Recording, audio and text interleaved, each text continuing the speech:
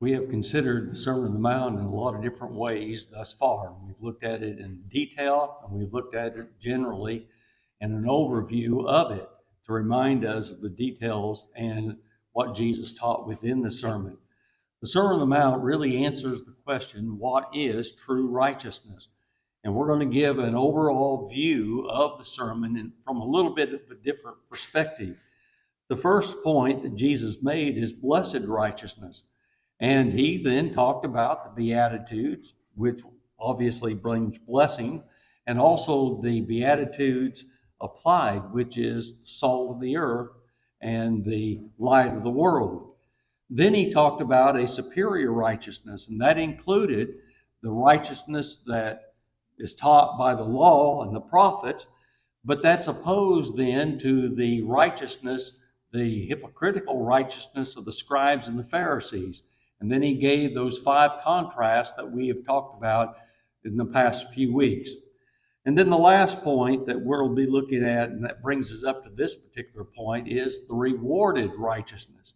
And that is then dealing with almsgiving and also prayer and with fasting. And so this is a little bit different of an outline that we've considered, but I think it's a good outline for us to think about and to bring us up to date as to what we're talking about. Of course, in our text, we're talking about the first 18 verses of chapter 6. And we noted that Jesus began with the thesis, then he gave 3 illustrations of that thesis, and that is, the first is almsgiving, the second being prayer, and the third being fasting. And we'll look at each one of those things. In fact, we'll look at almsgiving tonight, and then the next 3 Sundays, Lord willing, Sunday evenings, Lord willing, we'll be looking at prayer. And I've spent much more time on prayer than I did on the other things, but that's because Jesus spent 10 verses on prayer. And so since he spent more time on it than I thought we would, also as well. So he began with the thesis, take heed that you do not your alms before men to be seen of them. Otherwise ye have no reward of your Father which is in righteousness, which is in heaven. Now, in thinking about this particular verse, in some translations, or in this verse, in some translations, they translate alms as righteousness. And there's nothing wrong with that particular translation of this particular word, which indicates that, and I think that's why they translated this way, it indicates this is the thesis for this particular section of the Sermon on the Mount.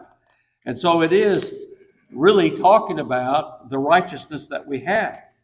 But let's consider then the first of the illustrations that Jesus gave of true righteousness and his teaching on almsgiving, which is verses 2 through 4. There Jesus said, therefore when thou doest thine alms, do not sound a trumpet before thee, as the hypocrites do in the synagogues and in the streets, that they may have glory of men. Verily I say unto you, they have their reward.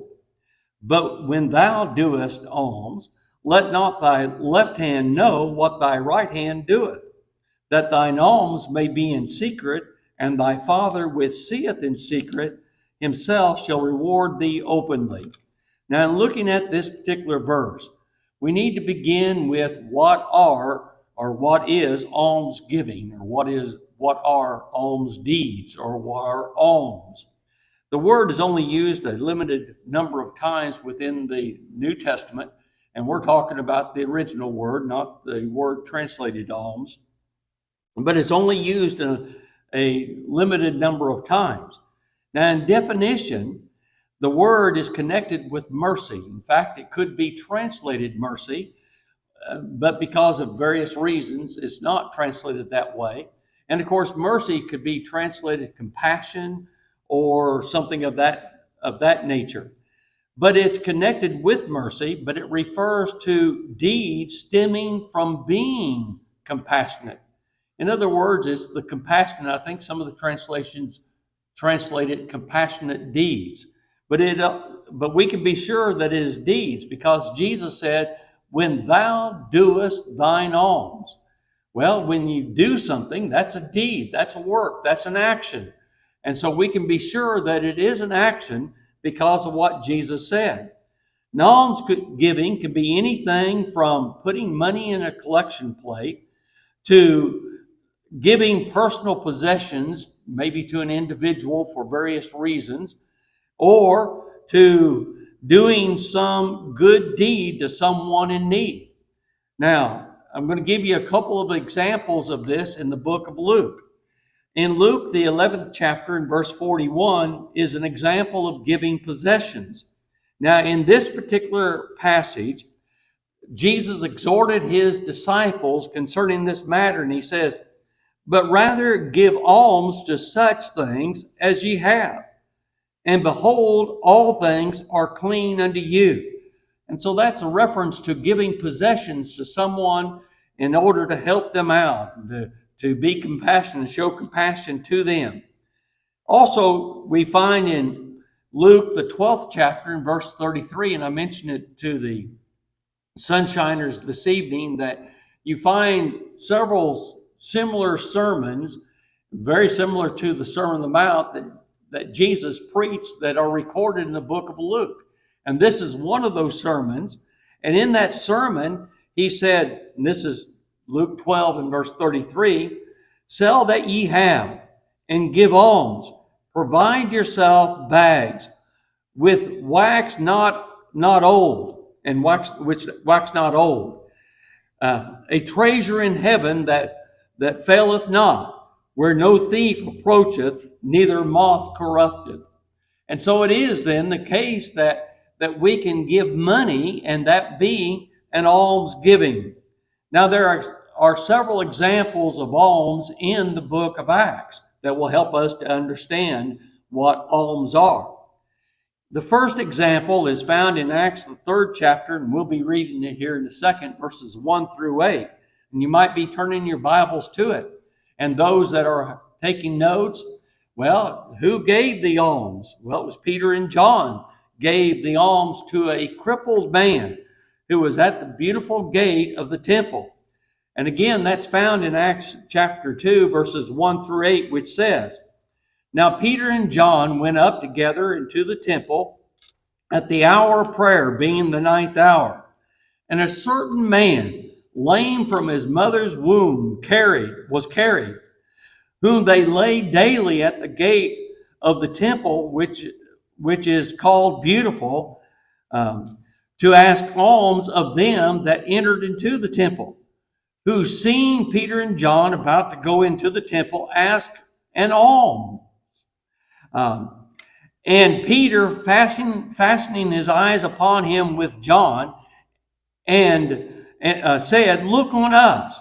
And he gave heed unto them, expecting to receive something of them. Then Peter said, silver and gold have I none, but such as I have give I thee. In the name of Jesus Christ of Nazareth, rise up and walk. And he took him by the right hand and lifted him up. And immediately his feet and his ankle bones received strength. And he, leaping up, stood and walked and entered with them into the temple, walking and leaping and praising God. Now it's very clear that this particular almsgiving that the crippled man was seeking, and notice how Luke gives the detail. Luke, being a physician, he said he was crippled from his mother's womb. In other words, he had never learned how to walk. He had never been able to walk. And yet the miracle was so great that not only did he learn how to walk, not only did he have the strength to walk, but he had the ability to walk and learned how to walk immediately. Now that is a true miracle. And Luke recognized that. But because of what Peter said, silver and gold have I none, indicates that the man was seeking for a gift of silver and gold. Now, I don't know if you've ever been around such things like this, but in a number of different places where we've been around people that had their hand out and they were wanting some gift. Now, it could be on the street. For whatever reason, I remember in Kiev there was a set of stairways that we would go up every once in a while. It seemed like it was close to a metro station, and there'd be people all the way up and down. They had their hand out. They were looking for a gift.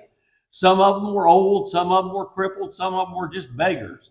And so they were asking for various reasons for gifts. But I've also experienced that in the States. So don't think it's something overseas or something in other places. It's all over the world. And in fact, you can't hardly go into a major city anymore without somebody standing on the street corner somewhere begging for alms. And so this man was begging for alms. He was needing help, and he was expecting silver and gold. But Peter said, "Silver and gold have I none." Now, in truth and in actuality, because he was asking for alms, he was actually asking for a kindness. He was asking for some type of mercy. He was asking for pity to be shown to him. What Peter and John actually gave to him showed mercy and healed him in the name of the Lord. You see, he was asking for alms, thinking him silver and gold, but he received alms in the healing of his feet. And I've always found it interesting how Luke records the end of the miracle. He went into the temple with them. Now, why would he go into the temple? Because he must have known it was his responsibility to worship God and be thankful for what God's provided for him. Walking and leaping and praising God. You could just imagine the emotions that went through that man. Another example of alms is the example of Tabitha or Dorcas, who did alms to widows. And this is found in Acts 9, verses 36 through 39, where the text says, and Luke recorded, "Now there was at Joppa a certain disciple named Tabitha, which by interpretation is also called Dorcas. This woman was full of good works and alms deeds, which she did. And it came to pass in those days that she was sick and died, whom when they had washed, they laid her in an upper chamber. And forasmuch as Lydda was nigh to Joppa, and the disciples had heard that Peter was there, they sent unto him 2 men, desiring him that he would not delay to come to them. Then Peter arose and went with them. When he was come, they brought him into the upper chamber, and all the widows stood by him, weeping and showing the coats and the garments which Dorcas made while she was with them. Now Dorcas was of the character, or Tabitha was of the character, that she abounded in good works. And the text says alms deeds, or in alms. Now her alms deeds were what she did. Her alms deeds were the things that she made. Her alms deeds were the things that she gave to the widows. And what you find, you don't find this in English, but in the original language, is continuous action. In other words, this is not something that she did for herself, and it wasn't something she did for somebody else one time, but she kept on doing these things. She kept on making these different things that she made. She kept on giving to these widows. Now, I think that shows the kind of character she was. And she was a character of giving alms. Cornelius is another example. We know him as the first Gentile convert, although it's really probably ought to be said the first recorded Gentile convert. Also was known for giving much alms to the people. In Acts 10 and verse 2, there Luke recorded about Cornelius, a devout man, one that feared God with all his house, which gave much alms to the people and prayed to God always. Now, 2 verses later, verse 4, the angel testified to him. And when he looked on him, he was afraid and said, "What is it, Lord?" And he said unto him, "Thy prayers and thine alms are come up for a memorial before God." And then when Peter came to Caesarea, where Cornelius was, notice what Peter said concerning Cornelius in verse 31 of the same chapter. And said, "Cornelius, thy prayer is heard, and thine alms are had in remembrance in the sight of God."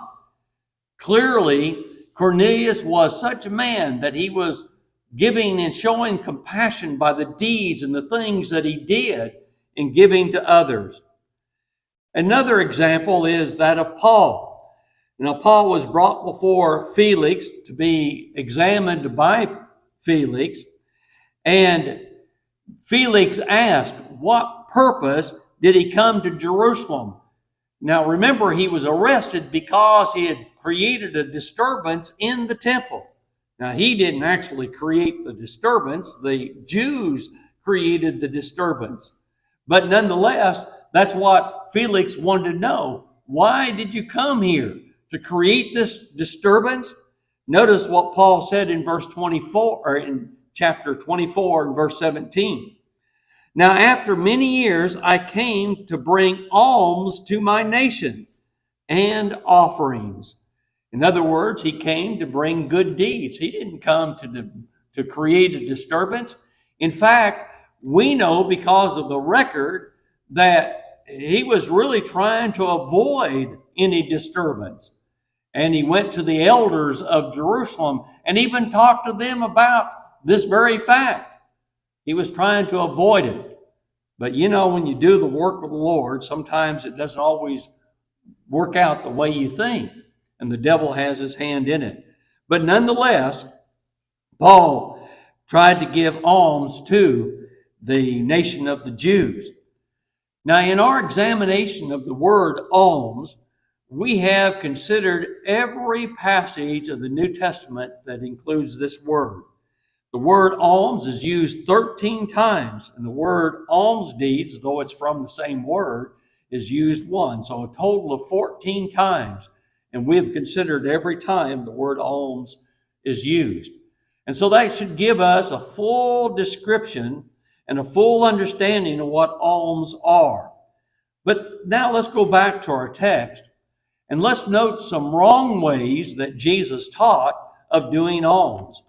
Well, our text really takes us back to Matthew chapter 6 and verse 2, which says, "Therefore, when thou doest thine alms, do not sound a trumpet before thee, as the hypocrites do in the synagogues and in the streets, that they may have glory of men. Verily, I say unto you, they have their reward." Now, the first thing we note that Jesus taught is we are to do alms with no trumpets sounding. Now, the idea is probably not an actual sounding of a trumpet. That is, to call attention to what was being done. Although it wasn't really unusual, and in fact, sometimes it was customary in the first century to call people together with a blast of a trumpet to see a great event. Now that did happen, but that's probably not what Jesus was talking about. Most likely, Jesus used that as an illustration in reference to calling attention of men to see a deed. You know, when I think about this, I think about, and this happened years ago, and I have to admit, it's been a number of years ago when $100 was worth a lot more than it is now. In fact, $100 back then was almost, not quite, but almost a week's pay. And this fella, I'm not telling a story. I'm telling well, I'm telling a story, but it's a true story. That's what I'm trying to say. And he took out a $100 bill and literally waved it like this across himself to put it into the collection plate as it was being passed. Now, was he calling attention to himself?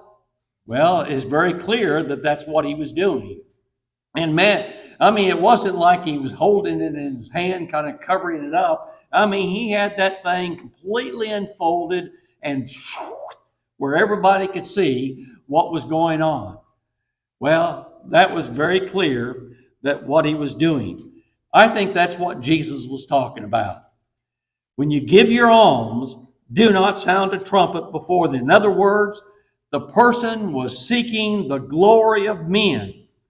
He was really saying, and that's who Jesus was talking about, the person that's really saying, look what I'm doing. He wanted the glory of men. So we could use a number of examples of it. And I've heard different people say, well, I knocked 50 doors this morning. Okay, you know. Or like one gospel preacher, he said, I read, and I don't remember how many books it was, but I mean hundreds. I've read hundreds of books this year. How many of you read? I'm not sure it really matters how many I read. You know? That's how some people do. Or I gave all this money to the church.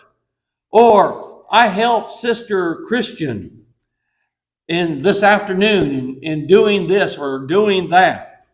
You see, it's bringing attention to oneself. Remember, Jesus was actually dealing with motives.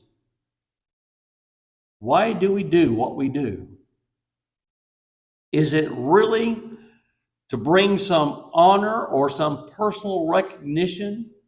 Is it to bring some self-adulation? Or is it to bring glory to God Almighty? You see, that's what this is about. Now notice, Jesus flatly condemned. I mean, there is no mistake. I don't know how you could read this passage without understanding that Jesus condemned such displays of adulation, of self-adulation. A second way that Jesus said not to give alms is not as the hypocrites. Now, really, the word hypocrite refers back to verse 1. And it really ties back to verse 1. You see, it refers to doing alms to be seen of men. Now, that's what verse 1 says. Well, to be seen, that expression, to be seen, is one word in the original word, in the original language. And that particular word, we get our word theatrical. You realize that? Putting on a show. It's the word theatrical. And so it is then, it literally means to give spectacular performance. Now, in Russian, it's a spectacle. It's really the word, or spectacle, actually, if you put the accent in the right place with the Russian. But that's the word that's used there. Considering this in light of the word hypocrite. The word hypocrite is an old Greek word, and it actually dates, and like words do, they change meanings over the years. And so we look at the etymology of the word, and it was an extremely old word. And it came to mean, or actually, it's an old word that means actor, or one who personates another. And it came to mean to pretend, or to feign, or to dissemble. Or it came to mean to wear a mask. Sometimes that's the way it is actually used. Well, thus the hypocrite puts on a performance. He pretends to be something that he is not. You see, he puts on that theatrical performance. In our text, the performance is the giving of alms. He's not doing it for the glory of God. He's doing it to put on a performance. Now, what's the purpose of a performance? Well, I don't know about you, but we go to performances of different types, and theatrical type publications or events. And so when the event is over, what do? You clap in order to show approval of what had happened. So that's what he was seeking. Well, so what were they seeking? Well, he is really not interested in the giving of alms and the good deeds that alms could do, the compassion, the pity. He's not really interested in that. But he puts on the performance, and his real interest is self-glorification. So he sounds the trumpet. He does his alms in public. Remember, Jesus said, in the synagogues and in the streets. So he does his performance in public like a public performer to be seen of men. And Jesus said, they have their reward. Now, the text does not say they do not have a reward. That's not what it says there. They have a reward. But what reward was Jesus talking about? The reward, and though some people are confused about this, but the reward that they're going to receive is what they are seeking. What are they seeking? The glory of men. That's their reward.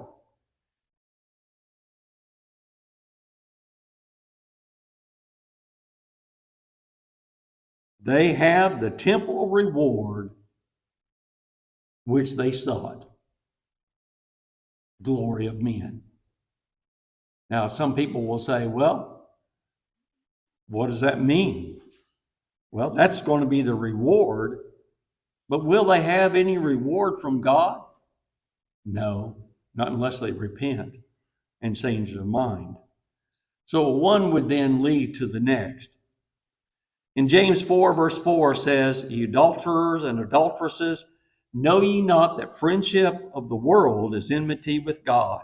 Whosoever therefore will be a friend of the world is the enemy of God. Now let's look at now the right way of doing alms. So the right way is found in verses 3 and 4. But when thou doest alms, let not thy left hand know what thy right hand doeth, that thine alms may be in secret, and thy Father which seeth in secret shall reward thee openly. Well, the first thing that we learn is the right way is not the right way. Now, those that are listening to this or might listen to this in the future will think, well, what in the world is he talking about? Well, I'm talking about the right way, the correct way.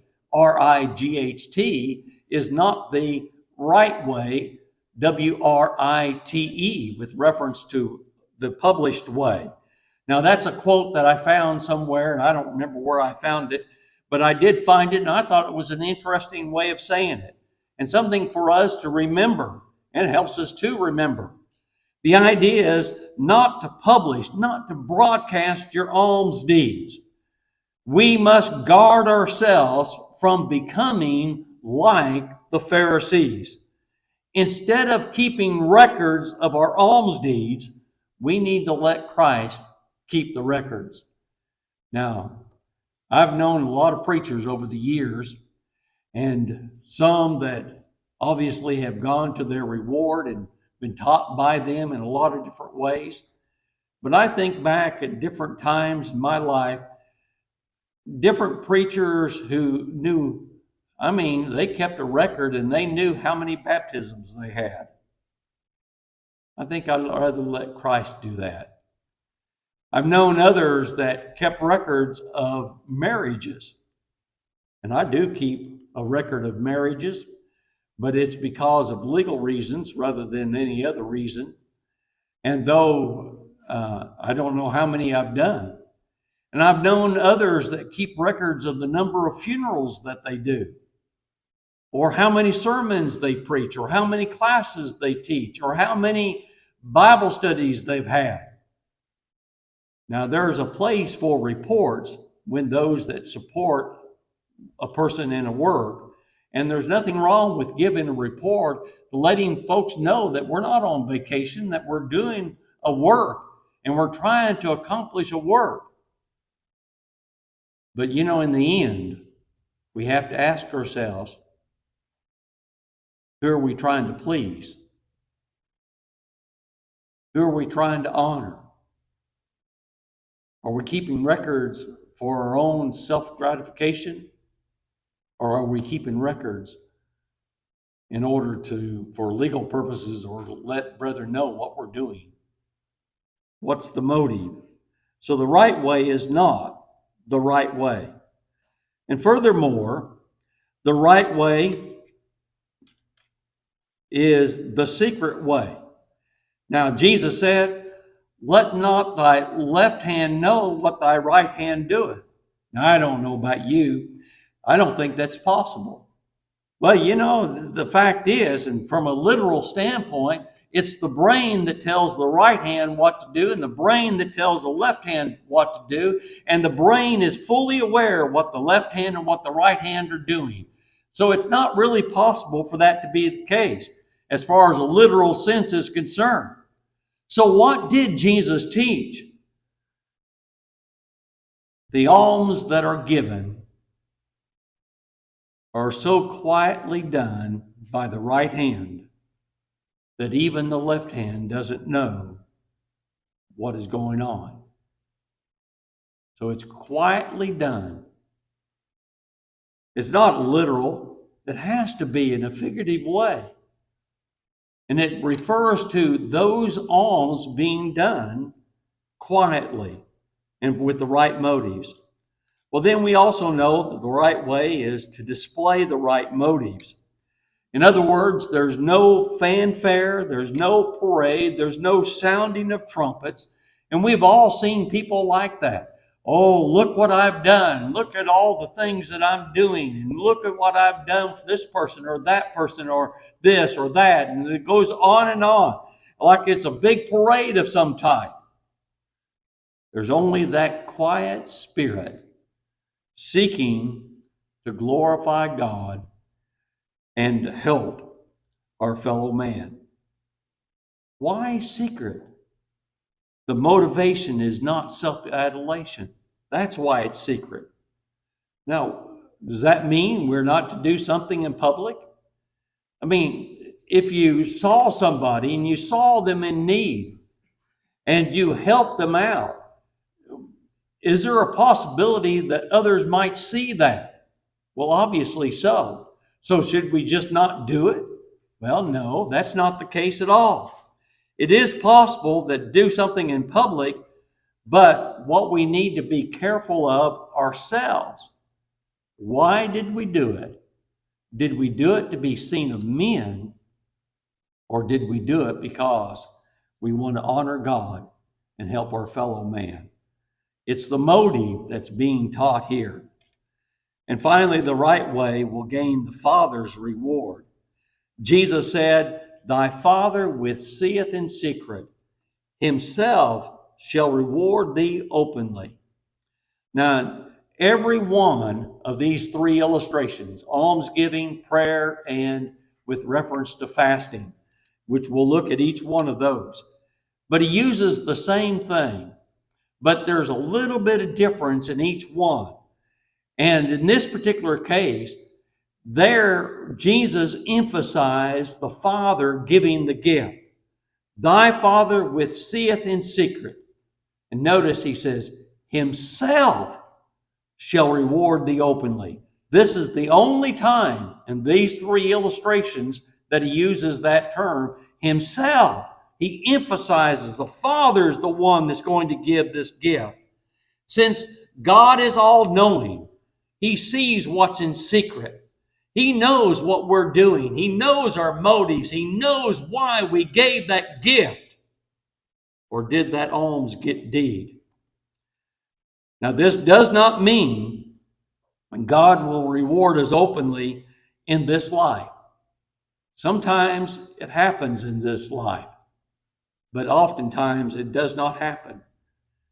But we can be sure that God will reward us. Sometimes it is the acknowledgement from other people, though we do not do it to receive honor or glory, but we then oftentimes have acknowledgments that are made. Think about this for a second. Is it not the case that Jesus noted the liberality of the poor widow who gave 2 mites? Now, I know people use that to justify little giving, but that's not really what that's about. And if you really look at it and start examining it, she gave all that she had. She had enough to eat about half a sparrow. You realize that's what that's reference to? That's all she had. I'd say she gave a lot compared to what she received. But Jesus noted that, acknowledged that. Is it not the case that Luke noted the liberality of Barnabas in Acts the 4th chapter? And as we have already looked at, Luke noted also the alms deeds of Tabitha or Dorcas in Acts chapter 9. And so it's not wrong to acknowledge somebody that does something good. It's wrong if the motive is wrong. And it's wrong for us to note our own works. The ultimate reward, though, must be in judgment. In Matthew, the 25th chapter, verses 31 to the end of the chapter is the judgment, the sheep and goat judgment, is what we call it. And the Lord said to both the sheep and the goats, when I was a hunger, you gave me food. When I was thirsty, you gave me a drink. When I was a stranger and naked and sick and in prison, you took me in. And both the sheep and the goats asked, when did we do that? You remember what Jesus said? Insomuch as you did it unto the least of these, my brethren, you did it unto me. Now, let's pay attention to the sheep, because that's what we're trying to be, aren't we? I want to be a sheep. I don't want to be a goat. Goats are going to be lost. I want to be a sheep. I want to be saved.